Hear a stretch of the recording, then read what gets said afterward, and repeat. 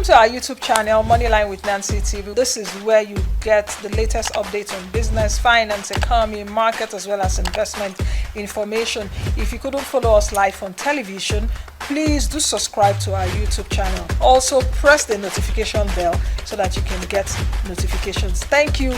Enjoy this video. All right, welcome back to the program. My guest is joining me right now, Dr. Aduloju. He's the Chief Executive Officer at the NESG. Welcome, my friend. Good to see you. Happy New Year. Yeah, Happy New Year. And it's a pleasure to be back as always.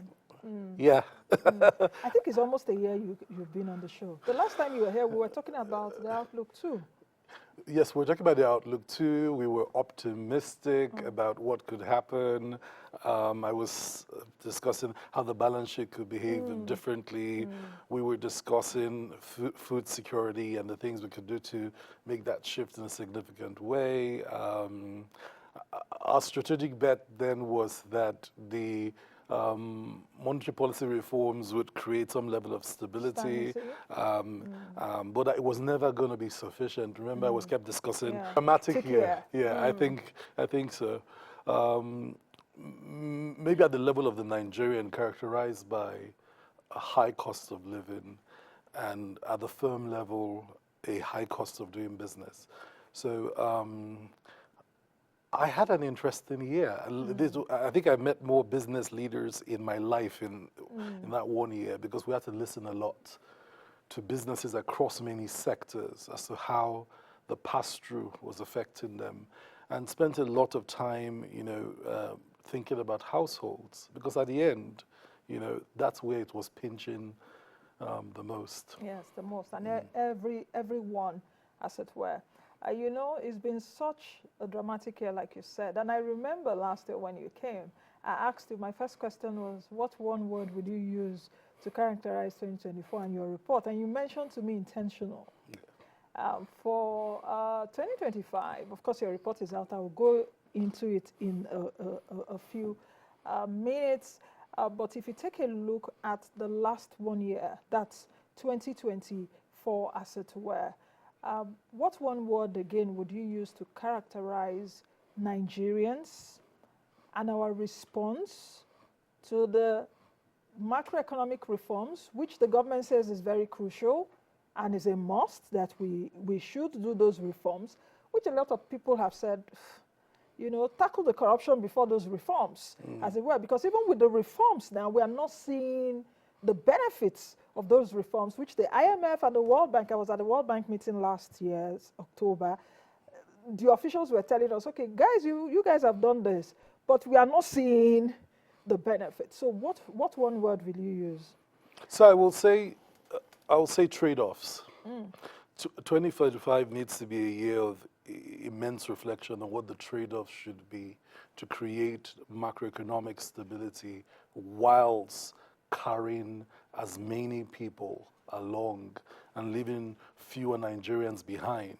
And trade-offs, because when you look at last year, the macroeconomic disequilibrium persisted, even though the external sector showed improvements, right? You saw trade surplus in terms of the trade balance. You saw appreciation in the foreign reserves, a reflection of premium gained by the country through the unification of the exchange rate. You saw a relative stability in narrowing exchange rate prices.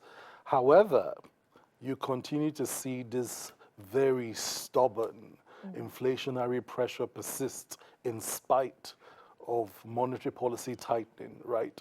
And like I said last year, the trade-off had to have happened somewhere between, if we're going to continue to tighten monetary policy, a simultaneous investment in the drivers of inflation to decelerate inflation. Energy security, we spoke about last year. Food security, we spoke about last. National security, we spoke about last year. And infrastructure deficits, right? And last year, we then saw in electricity, if you unbundle electricity, we saw liquidity problems in electricity supply translate to a Band A reform that then, of course, raised the cost of doing business because, of course, most businesses and manufacturers are sitting in the band A segment. But when you move to PMS costs, you then see some old government reform in setting up or allowing private refineries to kick off, sure, with Alhaji Aliko Dangote's refinery picking up and coming full stream. But to our shock, we then saw Government response. government response and a noisy regulatory governance. Noisy regulatory governance. Very noisy regulatory governance on a matter that required market development imperatives. When you build a new market, or when you're building an industry that has been stagnant for years, the regulator has to assume a market development regulatory governance approach where you're stimulating the market and and competition to grow. You know, I think it has taken the Dangote refineries to be a bit dogged, you know, to almost insist on competition for us to have moved kind of where we've moved to, which is we're beginning to see some price competition, etc. But the regulator needs to continue the process of liberalization of refineries, expand the amount of investments going in there. So real competition can come into that sector and price competition can determine the real price of PMS. I think that's the way to go. And we are seeing from the dynamics, like I said, very noisy and luckily very painful. You know, I was speaking to a South African billionaire and he said, look, we're watching how you're treating your top billionaire and investor, and it sends signals as to what you'll do to everyone else. And so it's also an important signal how the regulator in that sector has behaved for the future investors. I also think when you go from PMS to onshore, we saw almost a 7-year logjam with divestments offshore shift finally with the Shell divestment, but it took so long, right? And then, but we're happy we thank the president for breaking the stalemate and making that happen. And then we can now see some movement to offshore fiscal arrangements. These things are the drivers of growth, but they're happening in a very noisy way, and they're taking a long time to happen. And so when you take energy security, those we saw were the big problems. Last problem was, of course, our capacity to reach our own target on production of 2 million barrels a day. I think we see the security improvement programs on that show that if you put the investment in the security improvement programs, all production will improve. So can we scale that up also to get where we need to go? But these are the trade-offs. If you want the market to work, you can't stifle the market. If you want to see investors come in, you have to also let the forces that drive the incentives for investment kick in also. So I think with energy security, there's a lot still to do, and many of those require trade-offs. So for example, we are dealing with a liability of about 2.5 trillion in electricity. Who's going to pay for the, so there's a subsidy in electricity. We all know there's a subsidy in electricity, but no one has committed to a framework to pay for it. Now, the market will pay for it if no one pays for it, which is how you get to your band A.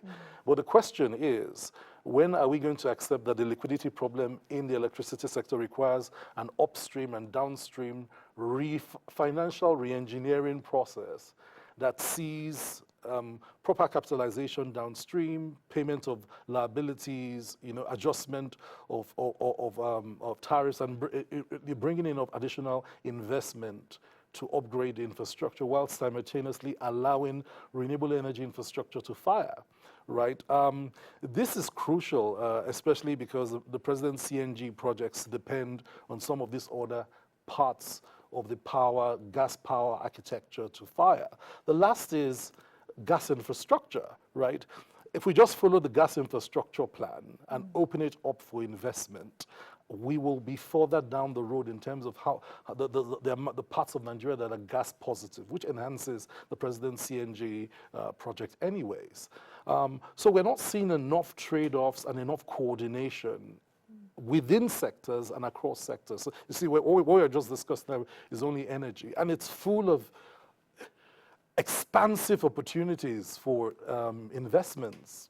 So we need to be deliberate about being transparent, deliberate about bringing investors in, deliberate about de-risking the energy sector so that it's more attractive to international investments. And by the way, if your investors in the country struggle, if an investor that's been here for 2 decades is struggling, it's very difficult to tell an investor that is coming to come and play games. You remember what the Toyota executive said about the time it took to do offshore fiscals and why potting elsewhere was a bit more attractive. The Total's chief executive. Exactly. And so we need to manage those dynamics if we want to be ready for growth. Now, when you shift from energy, because that's one of your drivers of inflation, energy security, and by the way, it's just important to mention that I think the government has done a much better job at security improvement operations last year than the previous year, and we saw it in the numbers. And so how do you scale that up to guarantee that without fail we are hitting 2 million barrels, and in the era of Trump, maybe we're hitting 3 million barrels for our own sake. But we have to look for buyers. Well, you have a buyer locally that you're not even meeting the demand on, and he's importing. If you saw, he's importing. And we have our own refineries. Exactly, and he's importing from the US. So exhaust and saturate your local demand. It makes practical sense. But we also need the petrodollars, though. Yeah, so that's the idea of producing enough to have resourced your refineries and for your global competitiveness. You said so much. So where would I start from? Let's start from just anywhere. Yeah, because all the things you've said, at least we saw many of them happening last year. Would you say that because of all of this, there is clarity of the economic direction for this year? I would say that the economic team has modeled its way to a set of cardinal issues. Economic team? Yeah. What do you mean by economic team? And let me situate what I'm asking. Since the president's announcement, I think after that first meeting with the economic team, whether for Photo Ops and Co., we haven't heard that they have met. Because what I see is silo work being done. Cardoso on his own doing his silo work. Minister Edu, Minister of Trade and Investment now. I'm not seeing that coordination, which you also alluded to earlier. So I don't know. Are you in there? You're not in the economic team. No, I'm not. So, but I happen to know that. But you speak with them. So I happen to know there's an economic team. So there is an economic team. Yeah. There is a real economic team, and they do meet regularly, and it's made up of economic ministers, right? There is what you mentioned or alluded to, a Presidential Economic Coordination Council. And that's a council that is chaired by the president. I think that's a different layer of governance on economic coordination. But what I'm discussing is just the ministers that have an economic mandate, I think meet to our knowledge, pretty regularly. And not only do they meet regularly, they meet around some, at least, clear theory of change tied to the president's agenda. But what needs to happen in 2025 is some clear priorities around what the trade-offs will be for investment, because we now must go for growth. Whilst dealing with this price stabilization thing, we now must move into a growth orientation, especially because the sectors that are required for inclusive, productive, job-creating, transformative impact on the average Nigerian. Many of those sectors stagnated last year.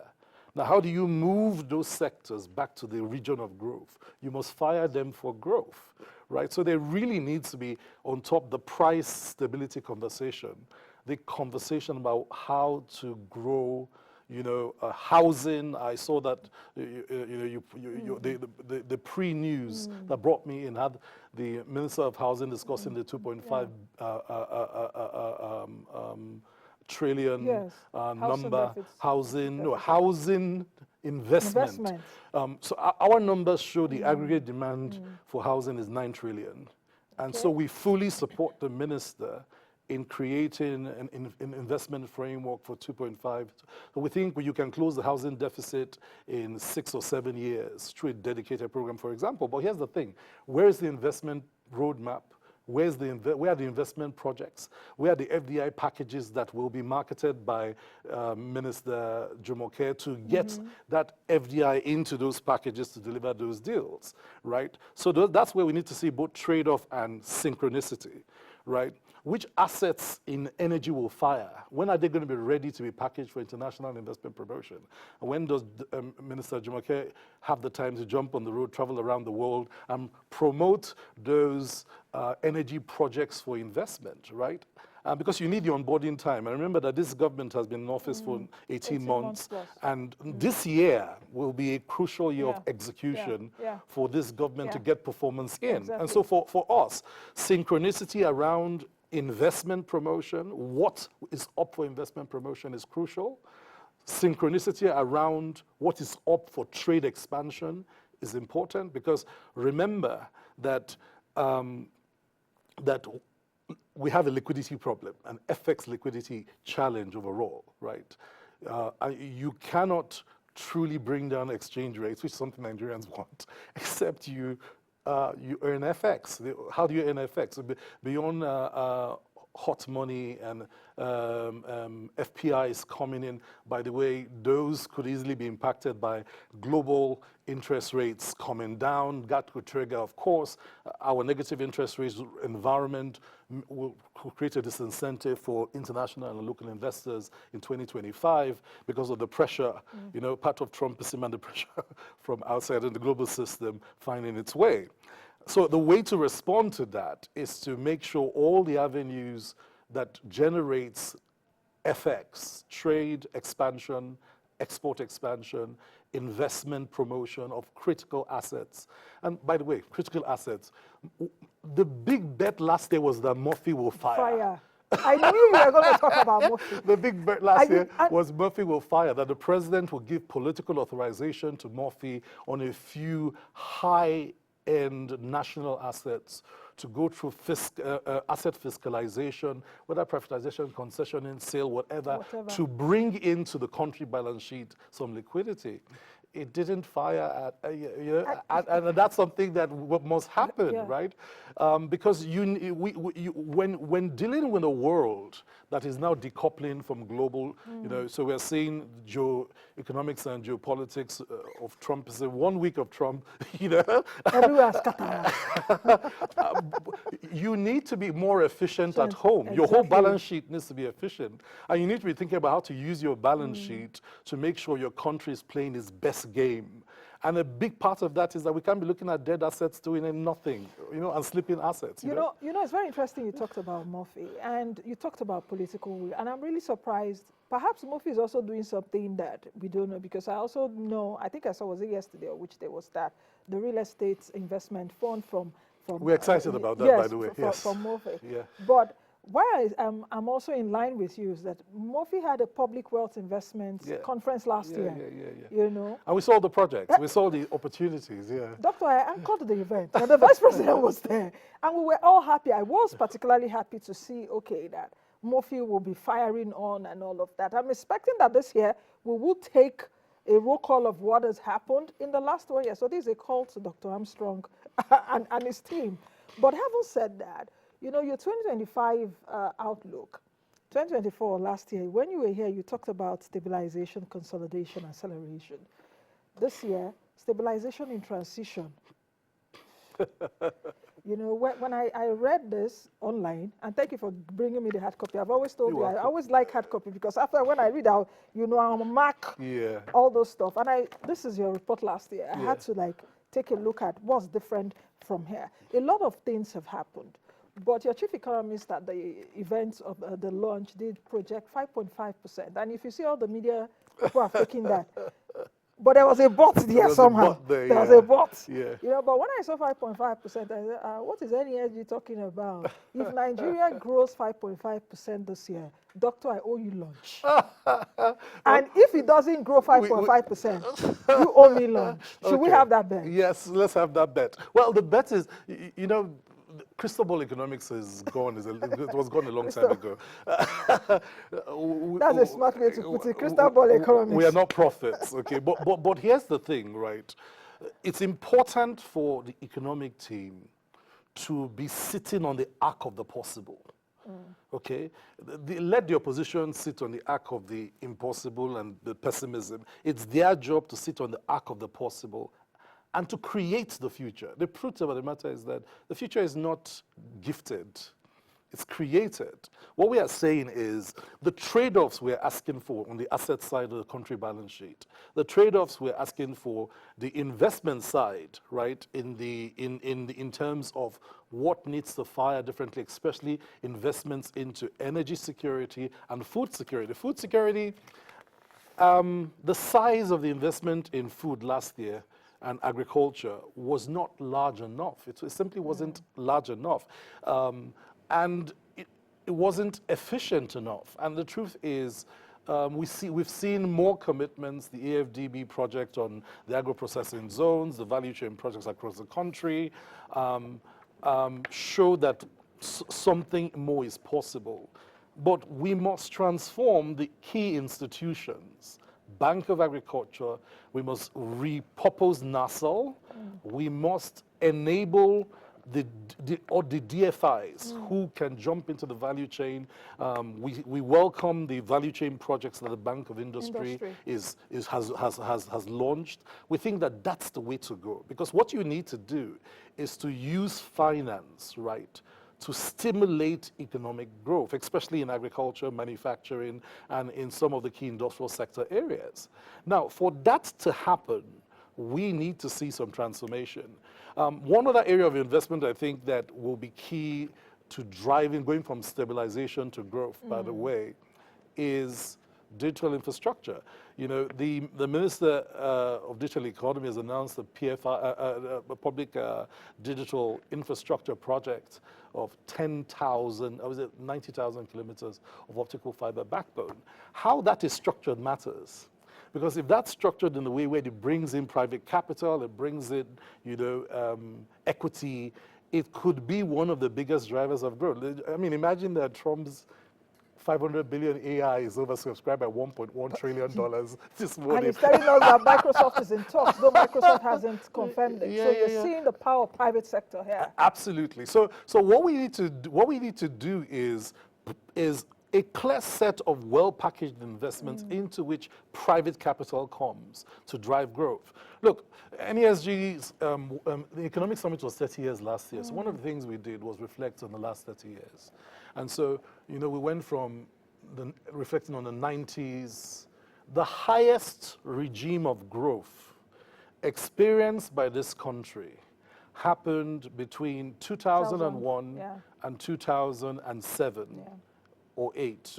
And the real driver of that was the policies allowed for capital formation in Nigeria around opportunities. And by the way, year on year, we were doing an average of $10 billion in FDI, right? Now, capital formation was in excess of 200 billion. So more money formed at home that came from outside. And that's what we need to do again. How do we de-risk key assets and sectors and make them, you know, the incentives for private capital, for equity to go into them to grow?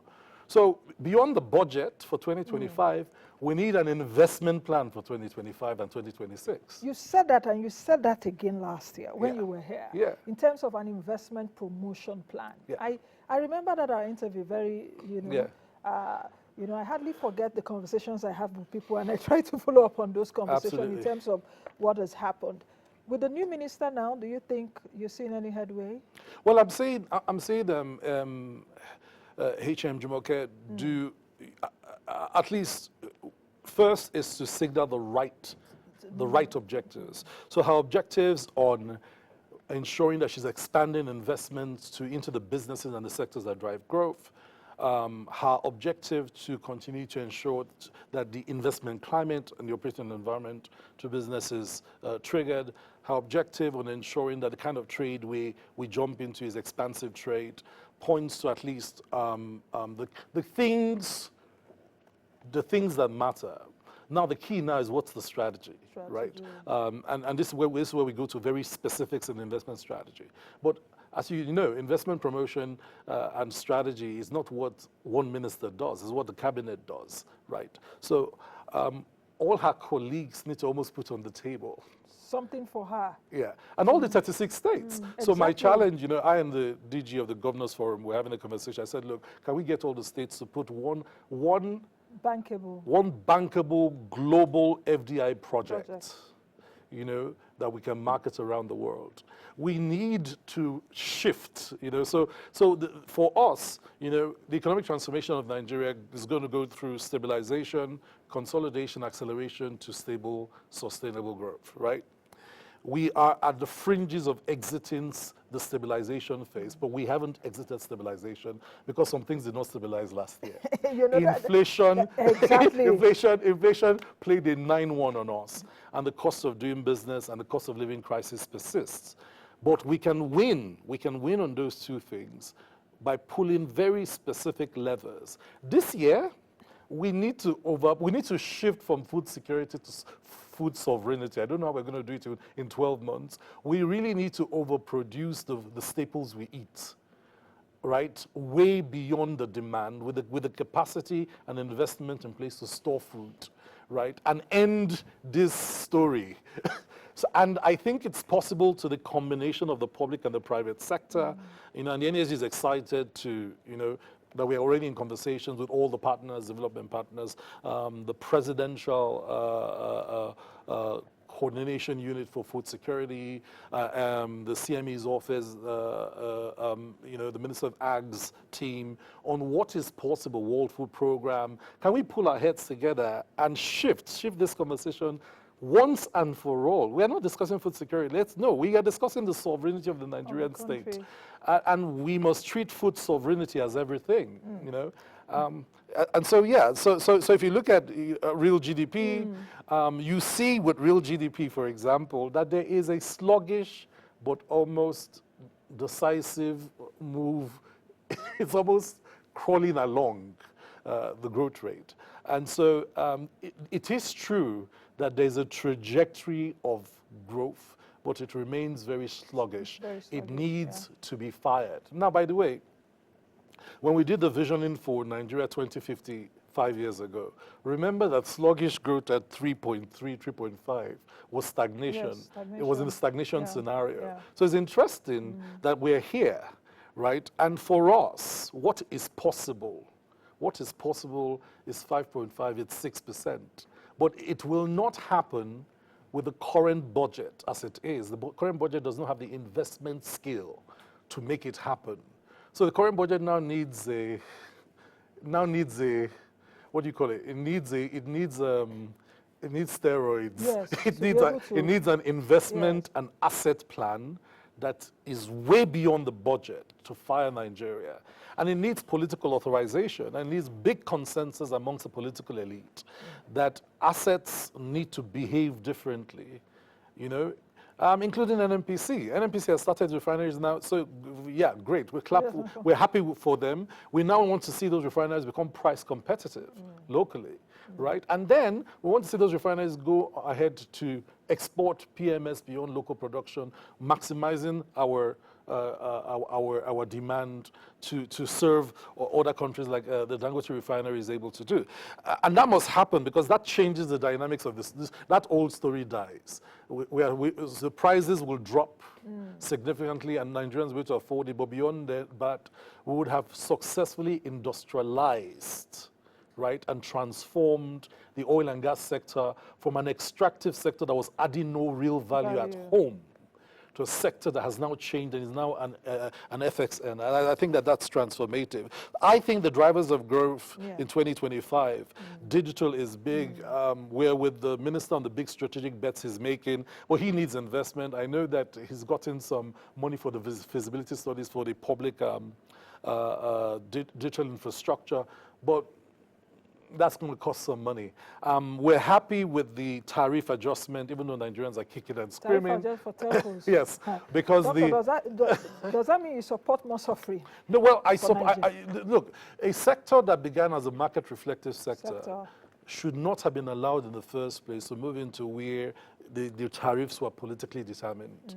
After 11 or After 11 or 12 Mm. years of growth. So what we saw was that rather than more investments going in to drive quality of service, right, we were losing quality of service and you were paying anyways because like Tawo Yedele says, if Maslow's triangle was created now, your phone data will have been down there with food, you know, as a physiological need.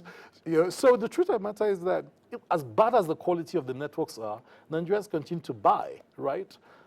And if investments and the cost of doing business is what is creating the downward spiral, we think that moving the price back to market reflective prices allows the reinvestment needed for highly efficient digital technology. And by the way, you need a highly efficient digital infrastructure to be the foundation for AI, robotics, and fourth industrial revolution technologies. If your digital infrastructure is collapsing, you're not in the AI conversation, we're not. you know. So that's important for growth. Ag is important for growth. Ag needs to grow faster than the population rate of growth. So the strategic bet is if we do the investments we need to do, and you know, we're discussing the minimum. You know, we need to cultivate at an aggregate level, you know, about 25 million hectares of land in Nigeria in 2025, with some significant level of agronomics and efficiency. If we can do that and see agriculture grow at 4.5, 4%, right, we will be out of food insecurity and back to food sovereignty where we should be. With manufacturing continues to struggle. We are expecting that the stimulus that the government promised manufacturing will begin to transmit. Okay, how about the trade balance? Because we've seen surplus, Yeah. and you know, when I was looking at it, what came to my mind was tromics, and I said, okay, with the external trade surplus that we have, Yeah. with the global economic shocks now that might come from Trumponomics, would the reforms, or even with the trade surplus, and including the reforms, be enough to offset the compounded effects that we might see? There could be interest rate adjustments. U.S. Fed chair will speak later today at the press conference. Our own monetary policy will be watching. 3 weeks' time, Cardoso will speak with us. As well as I would like you to speak around monetary policy because, of course, you've exhausted fiscal policy, which is very important. Yeah. But let's talk about also monetary policy, their reactions last year and possible actions this year. President has said 15% inflation. I don't know how you interpreted that. You know. Well, okay, so I think that two things that we need to keep in mind with Trumponomics is that Trumponomics was very predictable. And the general approach to Trumponomics is if you're playing in the axis of US trade, can you trade? Right? Are you competitive enough to trade? And if you're competitive enough to trade, it's down to deals with the US. And I think all the nations that are competitive on trade are already in DC, India, you know, and the rest doing so. What is happening outside of the US and the regions is that the regions are preparing, of course, for their regional coordination to reduce the global shocks, and especially in the disruption of supply chains, regional supply chains. This is something where Nigeria needs to be really reflective about ACFTA, very reflective about how to use ACFTA to build some buffer and redundancy in trade. And that's why there's a lot of excitement with Sheikh Awolowo and the minister a project to pilot exports within the ACFTA market. And we see it can work, and we see it can work profitably. And so we need to do more of that because that allows us to coordinate in Africa in a way that is different. And Nigeria needs to lead that.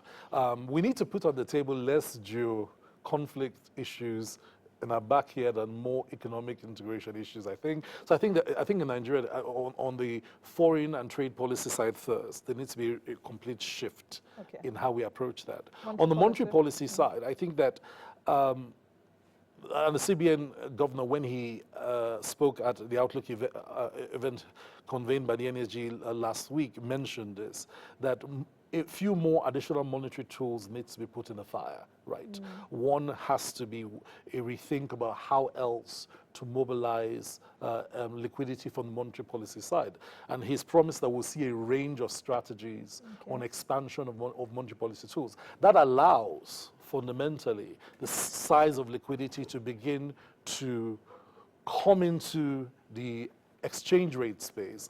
And you know, somebody asks, where do we see exchange rate? we see it ease into 1,300 by the end of the year. And someone said, why? So well, if the central bank keeps his word like it has kept his word last year, in this regards, we should see more supply, and that supply moved the FX in a different direction. The second thing that we think that monetary policy must do is the complete revision of the national financial architecture. Okay. There's a fundamental posture of business where most business say that finance doesn't work for them. Okay, and it's not MSMEs. I'm talking of speak to aviation, speak to maritime, speak to infrastructure, speak to energy. If everybody says finance doesn't work for them, and finance is doing so well, right, in terms of GDP performance, then something needs to change. And so a big conversation in 2025 is how do we transform the national financial architecture to work for the productive sector to drive growth. And I think that that will be the key. Number two is how do we transform development finance, national development finance institutions to operate and deliver differently. If the CBN plus what it's promised to do, you know, pulls that together, I think we will be on our way to a different 2025. Doctor, I think we have to leave it at this for now. You know, this interview has actually brought up even more questions for me to ask. And it's very untypical of me, you know, because your answers were, you know, bringing out a lot of questions in my brain, and there's no time. But we will schedule some time again, even if it's not going to be physical, let it be virtual, and let's, you know, really dissect some of those things that you've talked about. And let's try and do that very soon. Let's try soon. Let's do it in February. Yes, let's do it. Let's do it. So many things to talk about. All right, I've been speaking with Dr. Tayo Aduloju, who is the Chief Executive Officer at the NESG. I've been looking at the 2025 Nigerian Economic Outlook. Like he said at the beginning, trade-offs. So as Nigerians, we should actually take a look at how we would live with the trade-offs. But there's also one key thing, political willingness to be able to see us through that. Have the best of the day, be the best you can be, and be the change that you want to see. I am Nancy Naji. I'll see you all again tomorrow. Bye now. Thank you for watching. In case this is your first time watching us, thank you. Don't subscribe to the channel, drop your comments as well as like, and most of all, share our content.